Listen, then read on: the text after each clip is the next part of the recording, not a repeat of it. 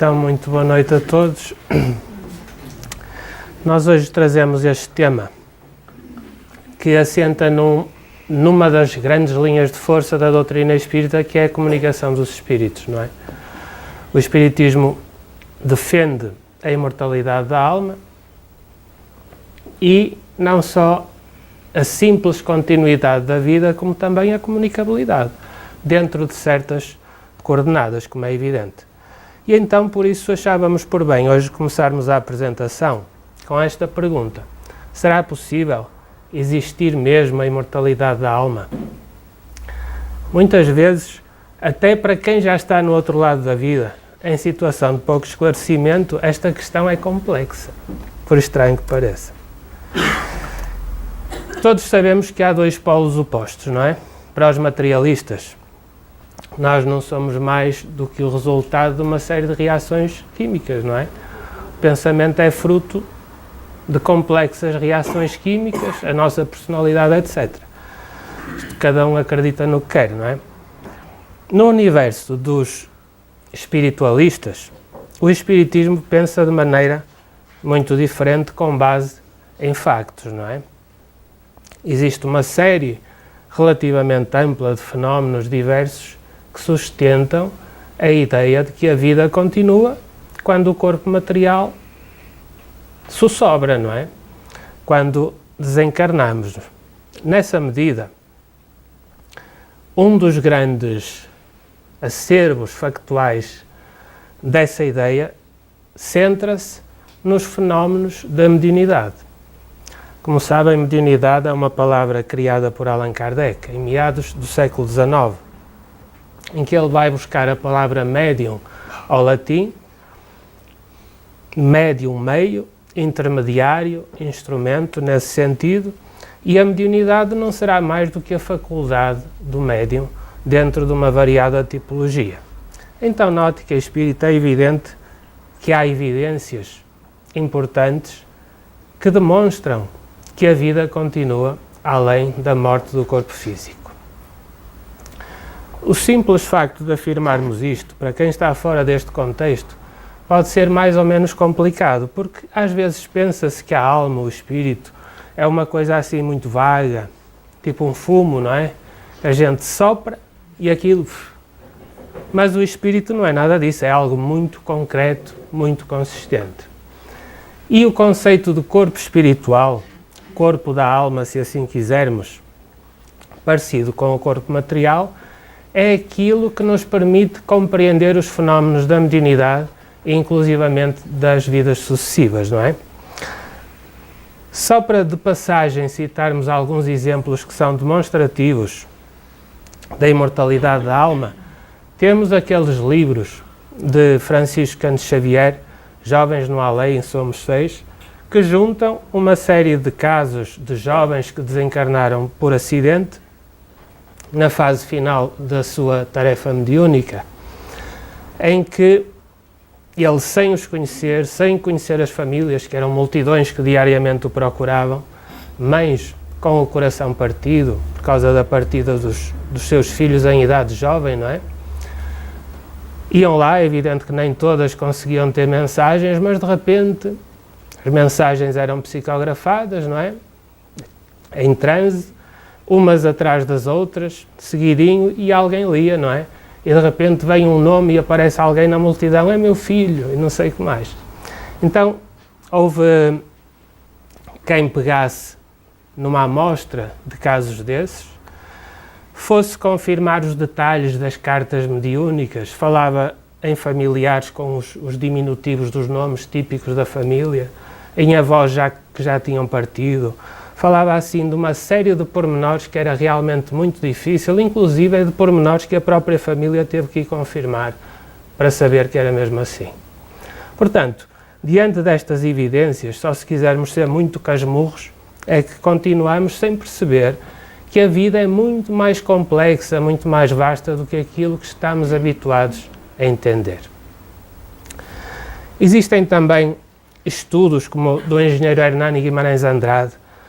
Esta é a terceira edição de uma monografia, um estudo científico de uma equipa de psicólogos, de gente da área da ciência, do Instituto Brasileiro de Pesquisas Psicobiofísicas, que na altura estava em São Paulo, no Brasil, na terra da Lígia.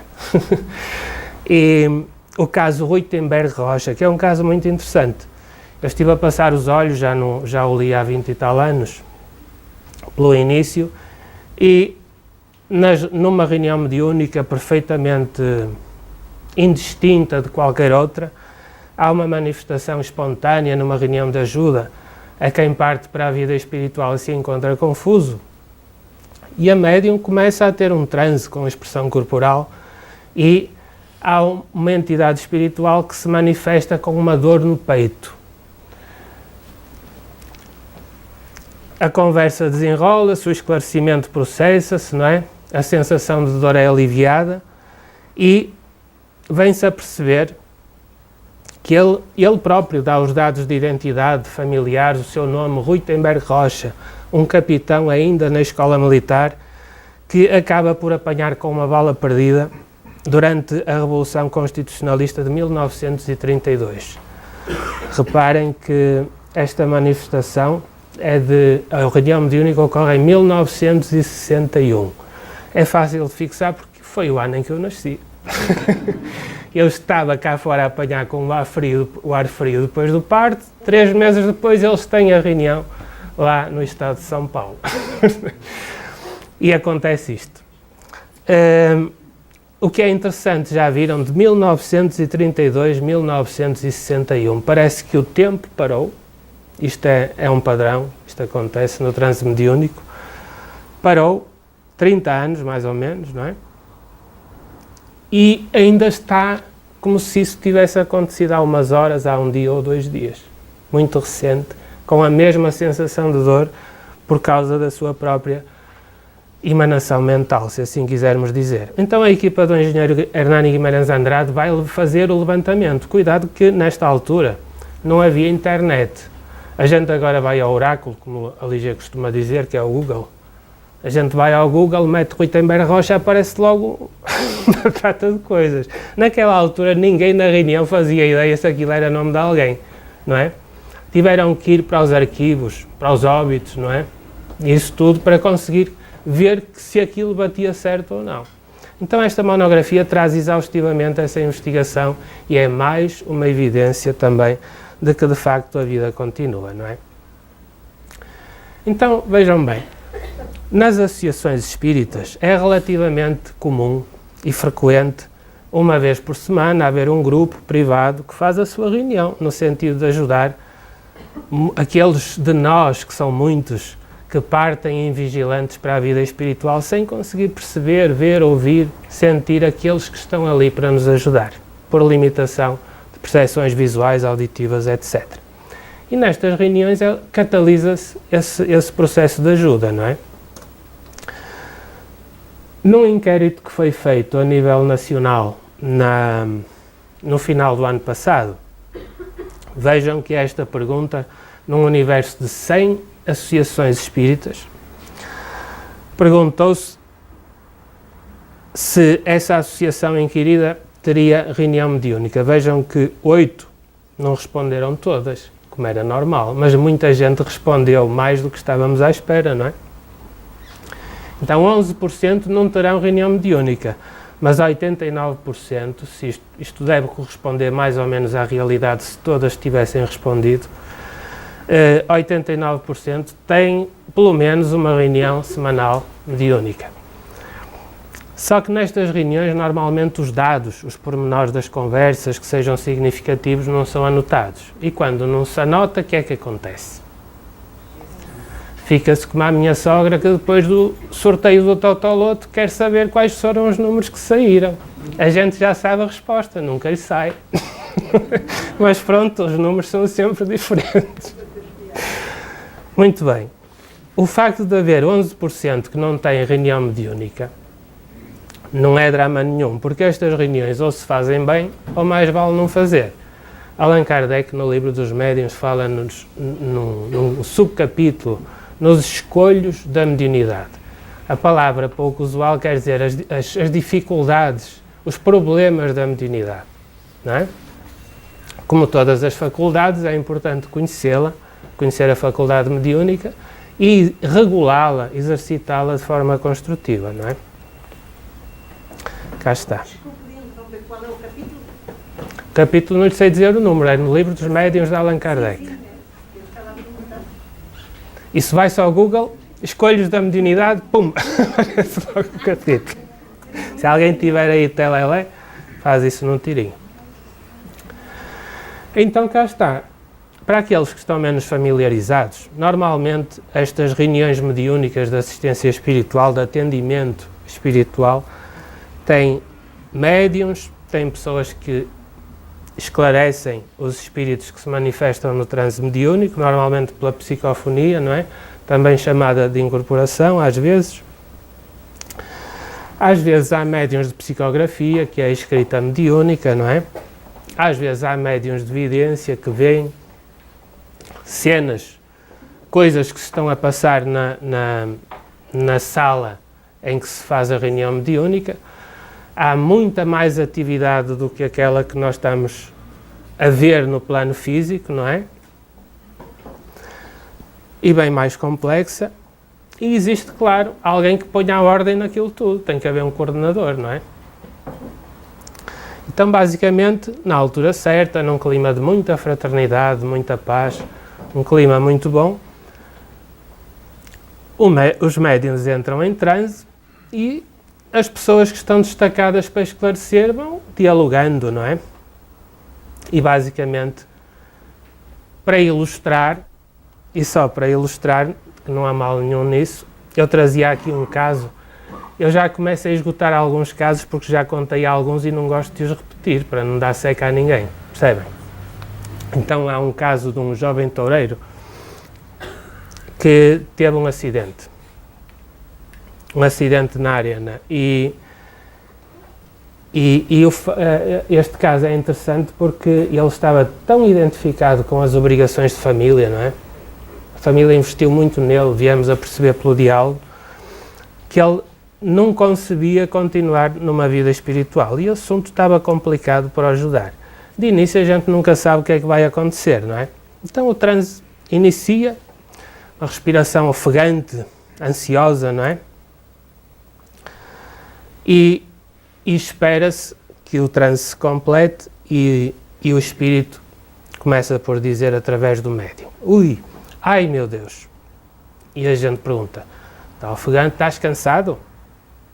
Ele diz: não, esta desta vez arrumou-me. Vais ver que isso vai passar, vais ficar muito bem. Vai. De certeza, não acreditas nisso? Diz ele: esta vez já levei várias vezes. É um bicho muito traiçoeiro. É por isso também que os matamos. É um bicho? De que bicho é que estás a falar? Era cada cornada, diz ele. Vocês não souberam? É o quê? Não, ainda não fazia ideia o que é que seria.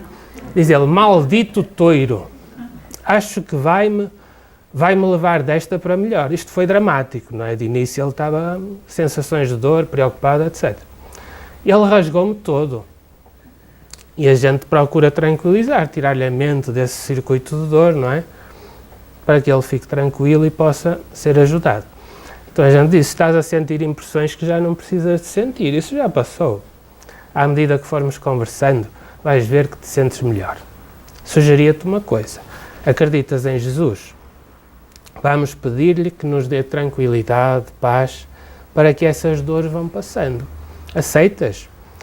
Nestas circunstâncias, uma prece espontânea, curta, é um autêntico anestésico. As sensações de dor são intensamente aliviadas e eles ficam disponíveis para ouvir o que temos para dizer, não é? E ele diz: podes fazer, eu gosto. Nós fazemos as nossas orações à Nossa Senhora antes de entrarmos na arena. Se fizeres uma oração, fazemos a Jesus. E então a gente bota ali bons sentimentos, não é? O melhor que pode, e deixa pousar. Faz algum silêncio e o espírito diz, já com a respiração tranquila, não é?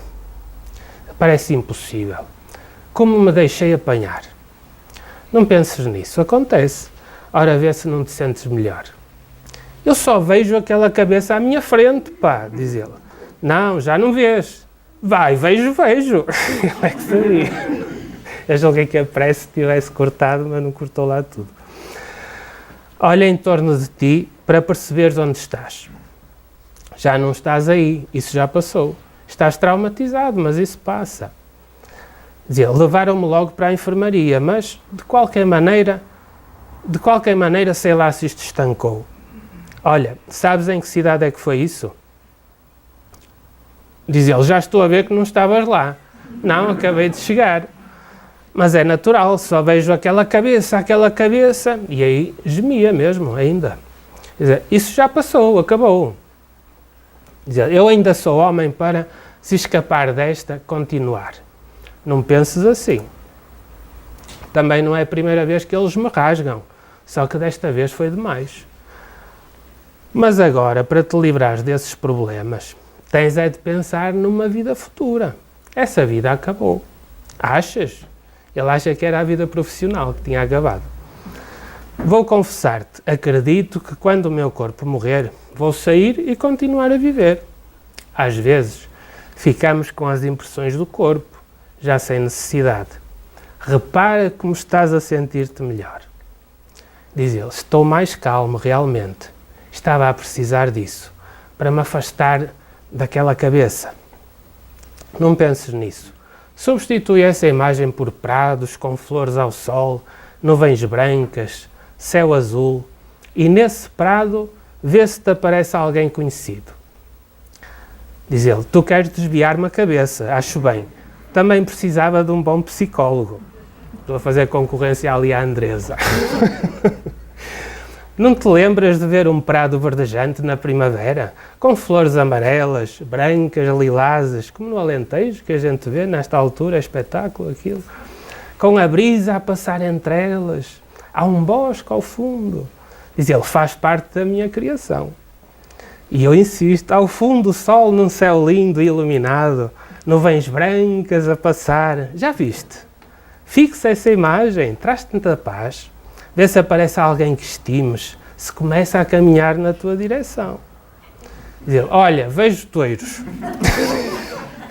Mas esses estão a desaparecer. Qual é a figura que amas que aparece no prado? É a Nossa Senhora que eu mais amo. E ela caminha para ti. Não caminha. Diz ele, não estou a conseguir imaginar assim. O que me estás a dizer?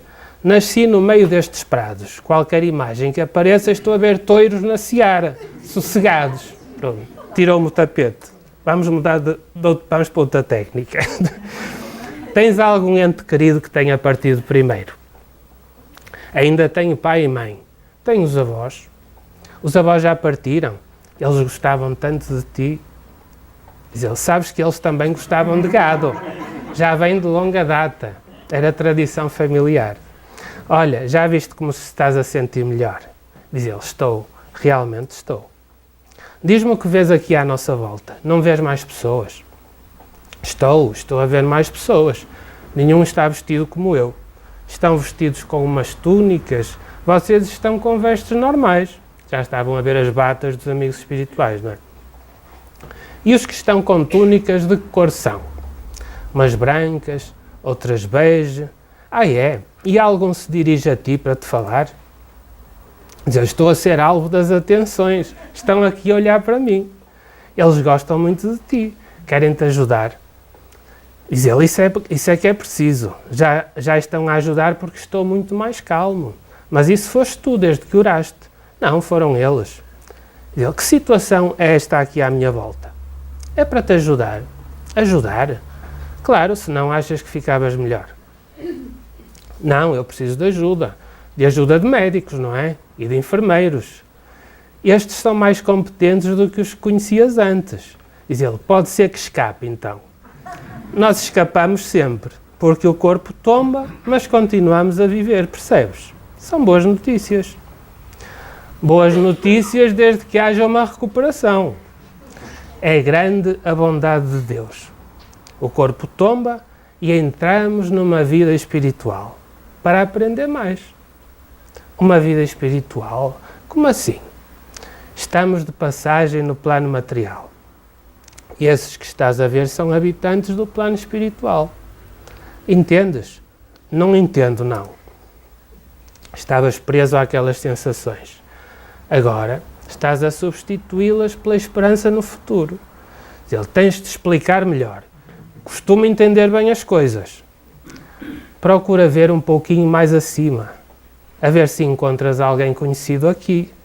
Algum amigo, algum familiar. Não sei se está, mas pode estar. Diz ele, até me admiro de não estarem aqui os meus pais. Se calhar é porque não sabem ou não podem. E saber sabem. Então eles estavam lá, assistiram a tudo. Não estou a ver ninguém assim conhecido. Até acho estranho não estarem aí os meus amigos. Sabes?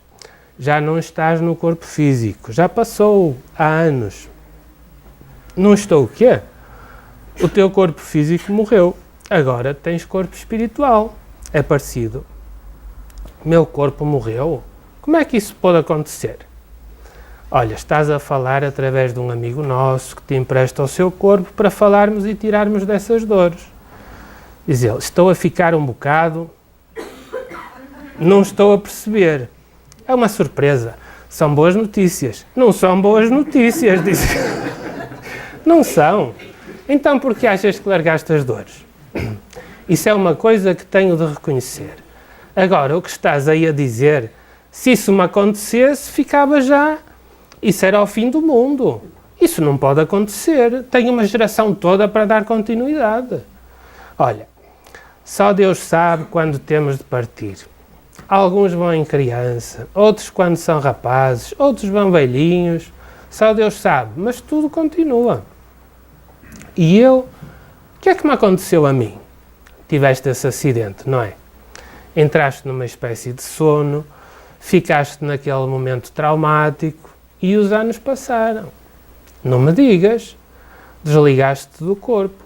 Agora conseguiram trazer-te aqui os teus amigos espirituais para te conseguirmos tirar dessas dores que já não precisavas de sentir. Diz ele, não é possível. É assim, não és o primeiro caso, é normal. Isso é muito confuso. Deixa-me ver se entendi. Estás-me a dizer que morri? Tu não, foi o teu corpo que morreu. Nós não somos o corpo, não és o casaco que vestes. Então vamos ver uma coisa. Este vazamento, este sangue, isso já foi há muito tempo, já passou tudo. Foi há muito tempo, não foi há 2 dias. É a impressão que tens. Perdeste a noção do tempo. É normal. Se porventura aconteceu alguma coisa, eu fico, não fiques. Não percebes que eu não posso morrer. Não posso, mas ele estava mesmo aflito, ainda. Ninguém morre, todos continuamos a viver. Os teus avós seguiram à frente. Não julgues que morreram, estão vivos. Vivem com um corpo espiritual. Mas eu não resisti a este ferimento? Não, senão não estavas aqui a falar connosco. Estamos aqui para ajudar casos como o teu, para te entregar a uma vida mais feliz. Diz, estou a ficar baralhado porque essas coisas não podem acontecer comigo. Eu tenho um orgulho, e choramingava mesmo. A minha família tem um orgulho imenso em mim, tenho de dar continuidade. Olha, o melhor que tens a fazer é não ir por aí, senão perturbas-te. Vê o que te diz algum desses amigos espirituais que te conhece melhor que nós. Eu agora tenho medo de enfrentar essa realidade. Eu preciso de... Isto não é um pesadelo? Não posso voltar atrás? Não há hipótese? Não, isso já ficou muito para trás. Tens de ter juízo. Estás a ser ajudado. Por isso os meus pais não estão aqui. Não estão os meus amigos todos. Mas podes encontrar aí outros amigos. Vai ser difícil largar aquilo. Maldito touro. A culpa era do touro. Isso já passou. Não sei se passou, diz ele. Só não passou se não quiseres, mas já viste.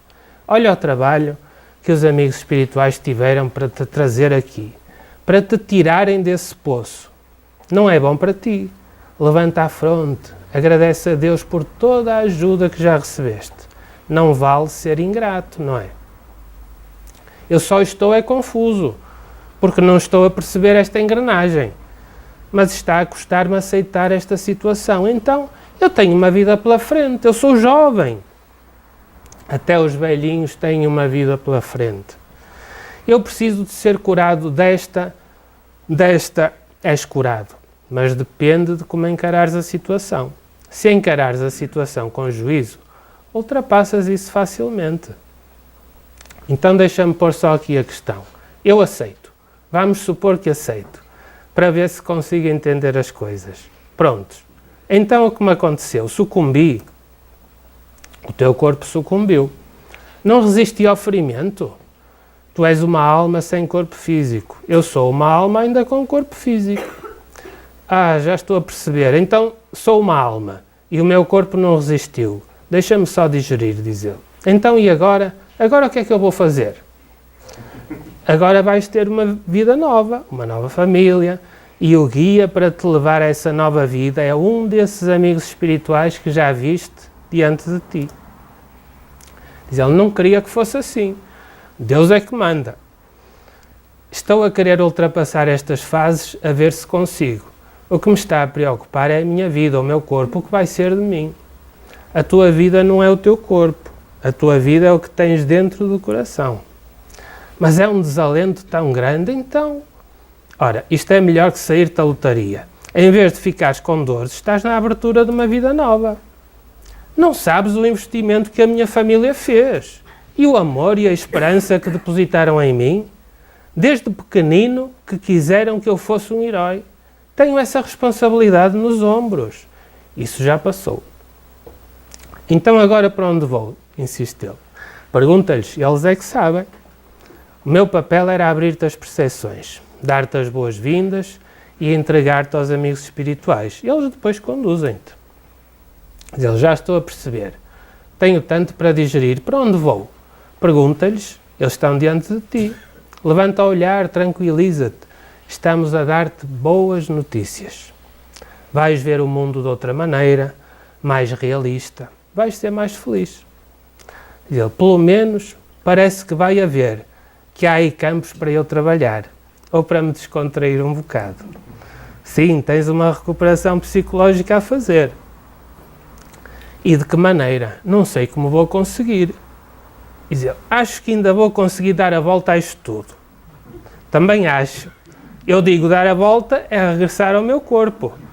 Então fala com eles, saberão melhor que eu ajudar-te. Vão-me entender. Tem aí autoridades, não tem? A primeira que te aparece é quem te vem dar as boas-vindas e te convida a acompanhá-la para um sítio tranquilo. E posso ficar com eles também? Ele diz, ficar ou falar? É falar. Falar com eles também? Fala à vontade. São muito simpáticos e sábios. Diz, eles devem entender bem a minha posição. São mensageiros de Nossa Senhora, sabes? São mensageiros de Jesus. Já tenho que pôr a braçadeira que é para eles terem valor, não é? São? Pois são, só podes esperar melhor deles. Olha, não sei como estas coisas acontecem. Foi tudo naquela hora. Deu uma volta à vida completamente. Eu agora não sei. Podes esperar uma vida cheia de esperança.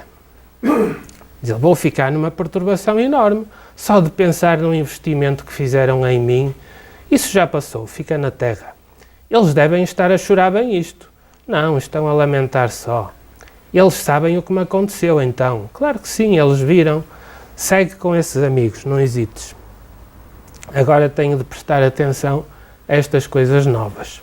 Vais ver que terás boas surpresas. Olha, ia perguntar se podia mandar uma mensagem para os meus pais, mas depois procuro saber isso. Fala com eles, eles sabem dizer-te. Confia em Deus. Vai correr tudo bem. Obrigado pela tua ajuda. Agradece a Deus. Já viram? Este é muito extenso, não é? Mas às vezes é muito mais rápido. Mas num diálogo há sempre muitas coisas que nós podemos apurar sem estar a perguntar. Porque o objetivo é mesmo tirá-los daquele circuito e entregá-los aos amigos espirituais. O género, não é? Se é um perfil masculino ou feminino. A situação nem sempre é possível saber, nem eles sabem às vezes como é que partiram, qual foi o motivo da desencarnação, não é? A faixa etária, estas coisas e muitas outras questões afloram assim ao longo de um esclarecimento. E normalmente o que é padrão comum é a gente esquecer, não anota. Dá menos trabalho também, não é? A gente não anota. E passado 2, 3 dias a gente já nem se lembra que casos é que a gente atendeu no outro dia. Aquilo vai-se, perdem-se, esbanjam-se dados pela janela. E nós não temos ideia de como os pequenos dados, os pequenos factos, quando juntos uns aos outros, são capazes de nos fazer reconhecer mais tarde ou mais cedo padrões, não é? Se o Espiritismo é uma doutrina que nos ensina a estudar, a pensar, não é? A lidar com factos, é um bocado inconcebível que a gente não trabalhe dados destes. E depois, às vezes, há pessoas que perguntam assim: não acho bem publicar-se o que estes espíritos dizem. Pronto, mas as opiniões são como os chapéus, há muitas, dá para todo lado. A gente pode pegar em materiais de estudo que são desprezados normalmente e valoriza-os, não é? E os motivos são muitos, não cabiam aqui no PowerPoint. Mas o Kardec fartou-se de fazer isso, não é? Na Revista Espírita, publicava todos os meses, publicava como matéria de estudo. O facto é que nós, às vezes, temos uma ideia preconcebida de que as mensagens bonitas, bem escritas, sábias, com essas é que a gente aprende. Claro que a gente aprende, mas também aprendemos com os lapsos daqueles com quem conversamos, no sentido de os ajudar. Não é? São experiências de vida. Porque é que não havemos de falar delas com todo o respeito, não é? Com toda a consideração, num sítio certo e sem ser por trivialidades? Os próprios espíritos, muitos deles não sabem que já estão na vida espiritual, nesta faixa de ajuda, chegam a dizer-nos: mas isto é muito mais simples do que eu pensava, do que nos ensinam, como é que nós não sabemos destas coisas? Primeiro é porque nunca procuraram, não é? Mas o facto é que não sabem, e se a gente não conversar com naturalidade sobre estes assuntos, mais gente não vai saber. E mesmo nós que sabemos, às vezes, ao sermos os agentes da própria experiência, não é bem como a gente imaginava. Às vezes vêm espíritas decepcionados dizer que a vida espiritual não era nada daquilo que imaginavam. Quais cidades felizes, trabalhos que nos enchem a alma. Pô, não veem nada. Até um dia, não é? Sem amor no coração não teremos olhos para a luz. Dizia André Luiz, não é? Desde que a privacidade seja respeitada, como dizia uma das minhas amigas Joanas no outro dia, os próprios médicos que são obrigados à deontologia profissional, o que se passa em consultório é privado, não pode vir cá para fora, não é? Pegam em casos nas suas conferências, nos seus estudos, retiram a identidade e usam isso como matéria de estudo e de apresentação de ideias. Que raio de mito é esse que a gente não pode pegar numa comunicação mediúnica de psicofonia e a transcreva com honestidade no sentido de estudarmos e de aprendermos com ela? Não faz sentido nenhum. Então, para concluir, sobre este trabalho bem intencionado que é este livro, ele tem 4 partes. Numa primeira, contextualiza-se, depois metemos alguns casos que ilustram, não é? A diversidade de manifestações que surgem, como são ajudadas, quais são os ritmos que a gente tem num esclarecimento, dá para perceber isso, não é? Há depois uma terceira parte que é uma espécie de sublivro clandestino lá dentro, que é uma história verídica também de transcrição sobre uma comunidade de espíritos levianos que rivalizavam em termos geográficos com a situação de trabalhos do grupo mediúnico. Também, se não fosse publicada dentro de 20 anos, quando eu já estou do outro lado, ia-se perder completamente, até porque eles já levantaram acampamento, passadas décadas, não é? E depois fazemos considerações finais, onde valorizamos a anotação de dados e a sua configuração em análise estatística, não é? Então, nesta contextualização inicial, nós temos um inquérito sobre como funcionam, assim, em termos gerais, as reuniões mediúnicas em Portugal, das tais 100 associações, não é? São uma dúzia de perguntas que têm respostas interessantes. Uma delas perguntava-se se as pessoas que participam do grupo recebem formação. E todos acreditávamos que as pessoas iam dizer que sim, nem que se fosse só uma formação assim pro forma. Uma formação ad hoc. Vocês acreditam que há grupos mediúnicos a funcionar? São poucos, são 2, salvo erro, 2 ou 3, já não me tenho muito presente, que metem pessoas em reunião mediúnica sem qualquer formação no século XXI. É estranho, não é? Mas todos estes elementos são elementos interessantes, não para a gente dizer mal, mas para perceber a realidade e ver como é que pode ajudar, não é? Fala-nos, obviamente, da distinção, através de um trabalho importante de um psiquiatra, o professor Dr. Alexander Moreira de Almeida, um trabalho científico, as diferenças entre as psicopatologias e as experiências espirituais, particularmente a mediunidade. Fala-nos também do corpo espiritual, não é? E aí o Seca ficou no livro, porque é o Carlos Miguel a falar disso no curso básico de Espiritismo. Faz-se uma referência às histórias que são sempre incompletas. Este afloramento da ajuda que nós temos a casos como este do toureiro, não é? Por acaso foi o único toureiro que nos apareceu nos últimos 6 anos. Este afloramento a gente não sabe os fotogramas para trás da história, não é? Nem sabe os fotogramas para a frente. Tem aquela sequenciazinha e é isto que a gente sabe, são histórias incompletas mesmo. E depois também a questão da filtragem mediúnica, as margens de incerteza, não é? Das comunicações mediúnicas com base no livro dos médiuns. Então vejam, naquele inquérito inicial de Portugal, temos que as associações que têm reunião mediúnica, a maioria tem só uma reunião, não é? E depois há 27% que têm 2 reuniões, o que é normal. Depois temos aqui assim, lá estão a ver ali o espírita desapontado. Também já apareceu um bandista desapontado, muitos padres desapontados e gente indiferenciada, não é? E depois temos esta história do acampamento, que é interessante, não é? É consistente porquê? Porque o grupo mediúnico atual é muito diferente do grupo com que eu colaborei quando foi para a tropa. Isto foi há 20, 30 anos. E já nessa altura, eu ia a esse grupo mediúnico e havia também uma outra pessoa, que é o coordenador da reunião, que também estava nesse grupo. O resto é tudo gente diferente, médiuns e tudo.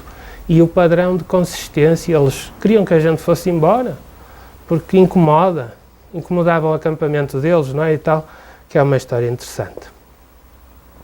Estão a ver que no universo dos esclarecimentos todos, este grupo representa 8% nestes 4 anos.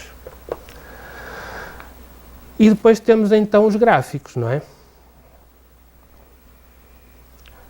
Estão a ver que, vou assinalar,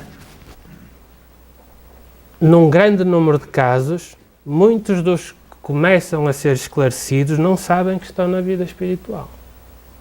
Portanto, deve ser muito normal como aqui a vida física. A gente chega lá, passa um soninho, acorda lá e nem percebe que aconteceu alguma coisa de diferente, muitas vezes, não é? Muito bem. E vou-vos poupar ao castigo de me estarem aqui a ouvir numa sexta-feira à noite, para quem já acabou a semana de trabalho. Eu vou pôr só, para quebrar o gelo, 4 perguntas. O livro tem 287 páginas, não são muitas. A gente teve que encolher, ser sintético isso, porque este assunto é imenso e fica tanta coisa por perceber e por entender, não é? Quanto tempo, eu quis-me fazer esta pergunta a mim, nos tempos livres, para os profissionais, quanto tempo demora a fazer um livro assim? Assim por baixo, 362 horas. E também as deslocações para a recolha de dados. Foram 1584 km. do meu bolso, não tem subsídios, não é? 1584 km nos subúrbios. A malta daqui do Seca já fez muito mais do que isto sem saber.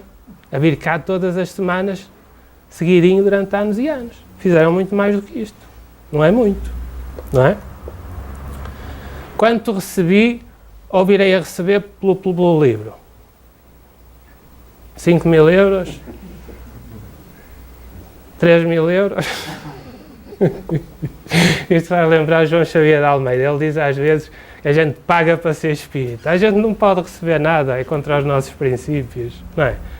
E eu se quiser oferecer um livro a alguém, tenho que comprar o livro para oferecer à pessoa. Pronto. É karma, o que é que se há de fazer? 0, não é?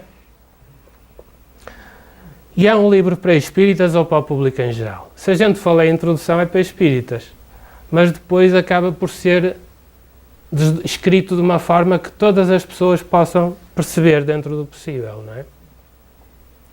Portanto, basicamente, era isto que tínhamos para apresentar. Quem não quiser comprar o livro está desculpado, porque acho que há poucos exemplares mesmo. Acho que vai haver aí um grande evento que requisitaram quase a edição toda e não conseguiram o fornecimento que queriam. Isto é um assunto muito interessante, estamos a falar de experiências que são nossas. Eles foram à frente e contam-nos as suas experiências, mas a gente vai lá, não é? A gente vai passar por essa experiência. E é muito importante que a gente procure no nosso dia-a-dia ter uma espécie de média de bons sentimentos. Porque a nossa visão, a nossa audição para ver os amigos espirituais, aqueles que nos vêm buscar e dar as boas-vindas, vai depender disso, vai facilitar muito o processo, não é? Quanto mais não seja só por isso. Não é tão facultativo como a gente julga, não é? Então era isto que tínhamos hoje para apresentar, desculpem lá. Mas eu não me ofereci, convidaram-me, certo? Por isso estou de consciência tranquila.